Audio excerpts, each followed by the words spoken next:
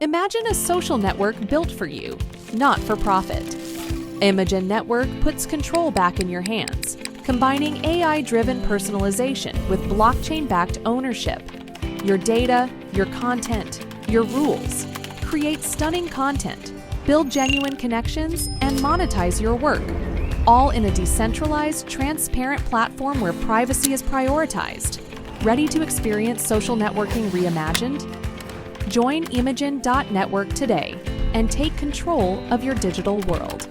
Imagen Network, empowering connections, redefining ownership. Click the link at the top line of the description.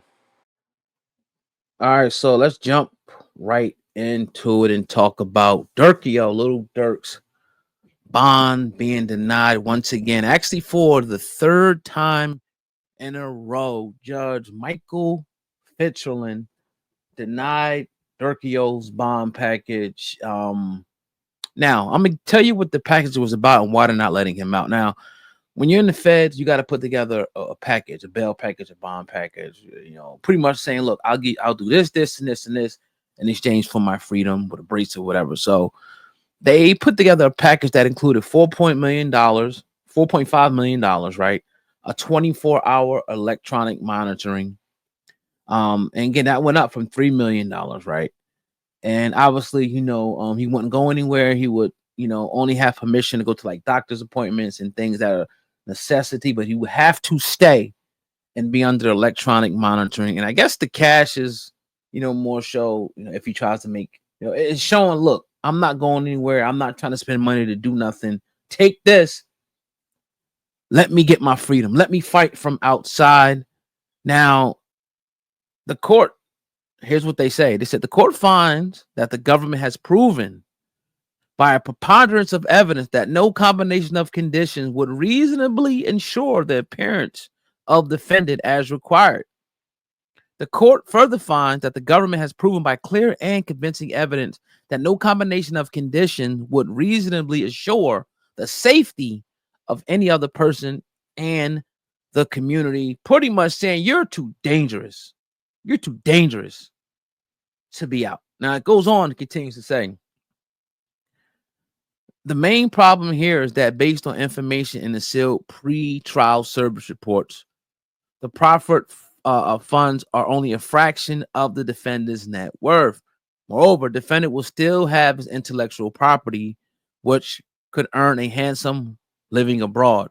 Any sets of conditions would need to impoverish defendant and lead to the forfeiture of all interest in his intellectual property, saying that, look, that's why, they want you to give everything you got up. First of all, they freezing your accounts when you go into the Fed or something. Everything's frozen. They seize what they can seize of yours. But that's what I was said originally. They want to make sure, take all of this from this man. He can't escape. Now, if he can escape, we want to make sure that he can't. And they're saying that, all right, if we let him out, let's just say he does find a way to get away. Because remember, it didn't look good for him when, he tried to book 3 different flights and he tried to get up out of here, which I don't blame you, bro. I'm out, gone, bye. Durkio got the word a little bit too late.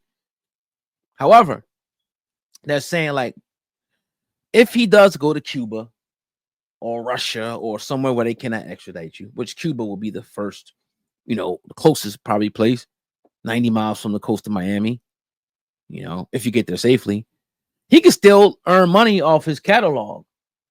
Like, he has an intellectual property, he has music that he's making money from generating while he's behind bars.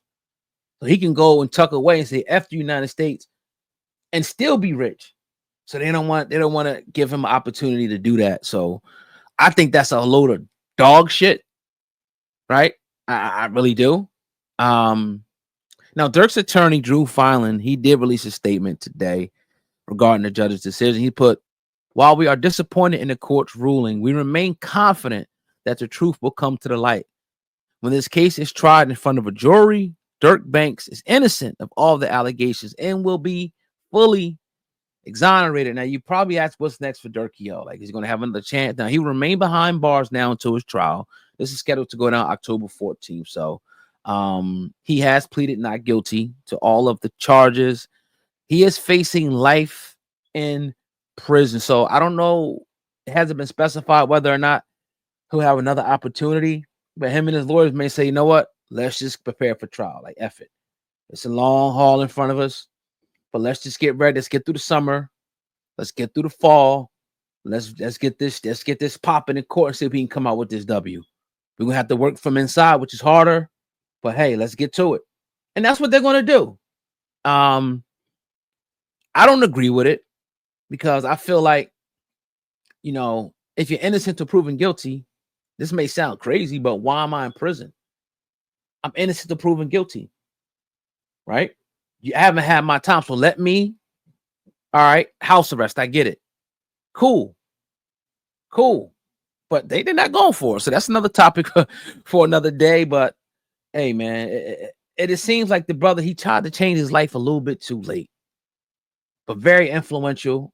His dad spoke about, you know, the counterintelligence program and things like that. I mean, that's something we can, you know, definitely always go. I always keep that on the table because I understand the history that's written in blood with this country and how anytime a black man or movement, you know, tried that had influence on a mass level, on a major level, there's always been some type of interference from the federal government.